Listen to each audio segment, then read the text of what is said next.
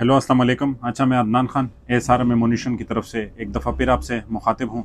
एक तो हमारा एड्रेस का लोग बार बार पूछते हैं, तो हमारा एड्रेस जो है Malik Irfan market outside Kasban gate Bannu city, और या near Habibi hotel. Habibi hotel क्योंकि मशहूर ब्रांड है, तो उसी के नज़दीक बैक साइड पे हमारी शॉप है। और वैलिड लाइसेंस पे तकरीबन जिन चीज़ों के लाइसेंस बनते हैं वो आप हमसे परचेज़ कर सकते हैं।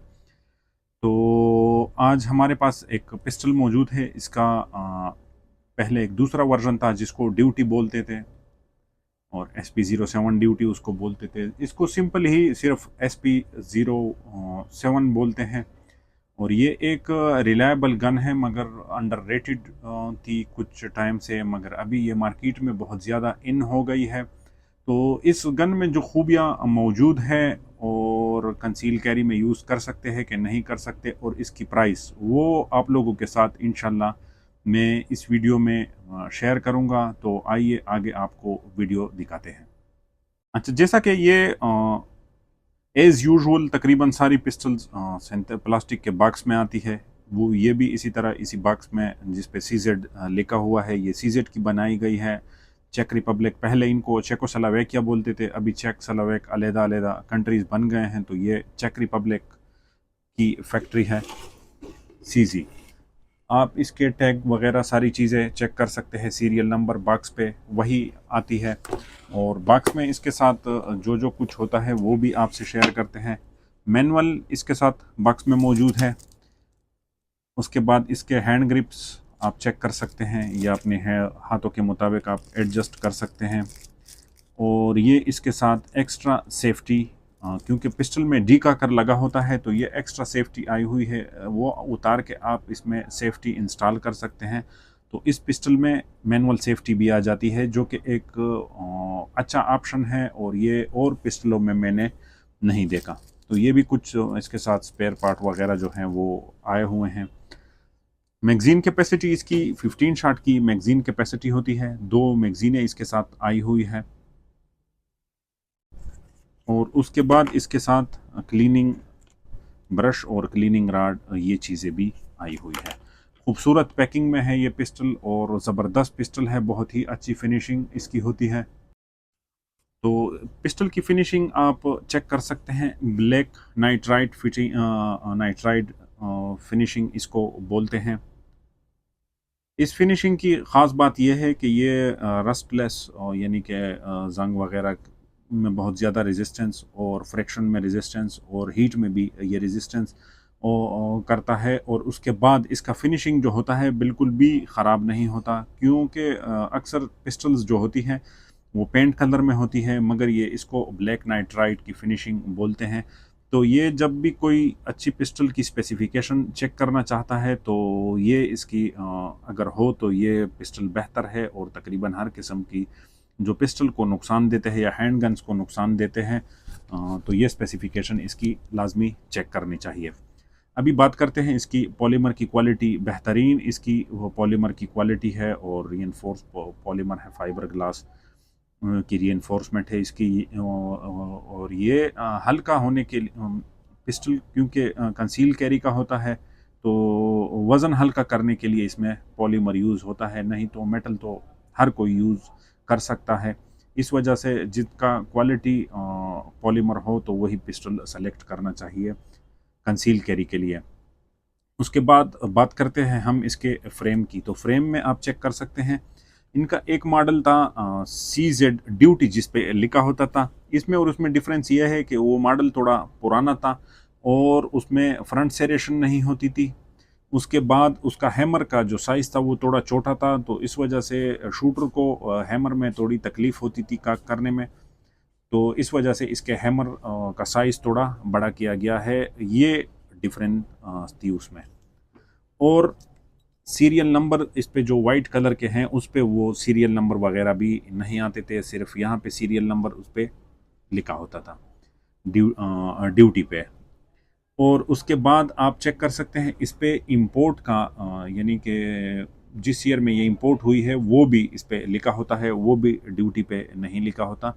और बकाया इसमें कोई भी चेंज नहीं है, ना इसके वज़न में चेंज है, ना इसकी बैरल में कोई चेंजेस है, ना इसके फ्रेम में, ना इसकी जो फ्रेम में, और ना इसके बेस में कोई चेंजेस है बॉडी में। इसका आप चेक कर सकते हैं, 3 डॉट्स इसकी साइड्स हैं, बहुत ही ज़बरदस्त। ओवरऑल लेंथ इसकी जो है वो 7 इंच से कुछ ऊपर इसकी ओवरऑल लेंथ है, और बैरल जो है 3.5 इंच की है, जो कि एक्यूरेसी भी आपको देती है, और उसके बाद साइज़ भी छोटा है, यानी कि 3.5 इंच की बैरल का। अभी हम बात करते हैं इसकी मोटाई की। तो इसकी जो मोटाई है वो 1.4 इंचज़ इसकी मोटाई है, और हाइट इसकी जो है वो 5.3 इंचज़ है, यानी कि ये एक बेस्ट ऑप्शन है कंसील कैरी के लिए और टारगेट शूटिंग में भी, और ये एक्यूरेट पिस्टल है। ये सेमी ऑटोमेटिक भी है, उसके बाद डबल एक्शन पिस्टल है, सेमी ऑटोमेटिक।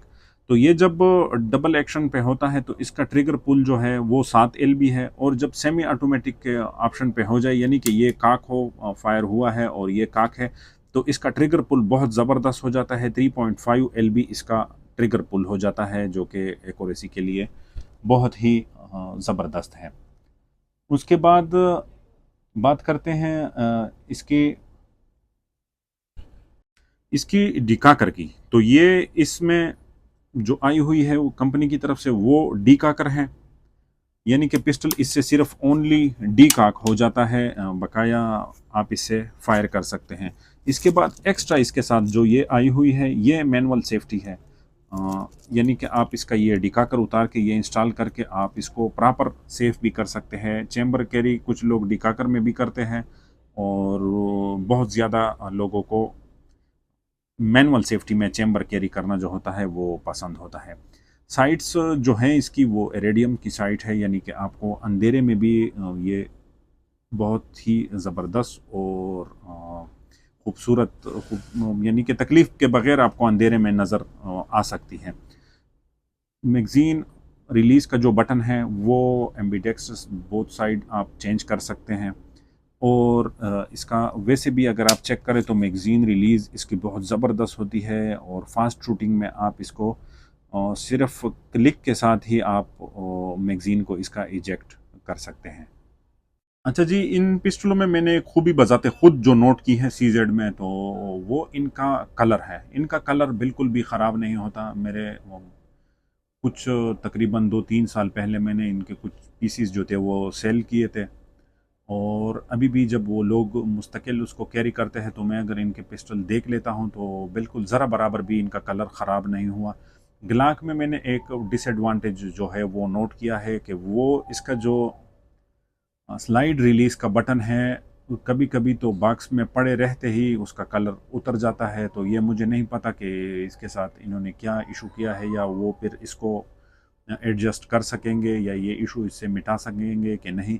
तो जो लोग मुस्तकिल कैरी करते हैं और अच्छी चीज़ वो कैरी करना चाहते हैं, तो उनके लिए ये एक ज़बरदस्त ऑप्शन है वैलिड लाइसेंस पे, और इनकी कीमत भी ग्लाक के मुकाबले में बहुत कम है। तो ये कम कीमत में क्रोम बैरल में और लाइट वेट में, सेमी ऑटोमेटिक में, और हैमर फायर पिस्टल में, उसके बाद मैनुअल सेफ्टी में एक ज़बरदस्त ऑप्शन है। और इसकी कीमत जो है वो 3,30,000 से लेके 3,40,000 तक की मुख्तलिफ़ शॉप से आपको ये चीज़ जो होती है मिल सकती है। और इस पे आप हर किस्म का 9mm का राउंड फायर कर सकते हैं। इसमें ये इशू नहीं होता कि आप रशियन फायर नहीं कर सकते, सीजेड वाला नहीं कर सकते, या पीओएफ वाला नहीं कर सकते, ये कर सकते, वो नहीं कर सकते। तो इसमें आप हर किस्म का राउंड जो होता है वो फायर कर सकते हैं, और रिलायबिलिटी के लिहाज से ये अच्छा पिस्टल है, और इसकी बैरल का क्रोम बिल्कुल भी ख़राब नहीं होता। ओके जी, आज की वीडियो में इतना ही। आइंदा किसी और टॉपिक के साथ फिर हाजिर होंगे, तब तक के लिए अल्लाह हाफिज़।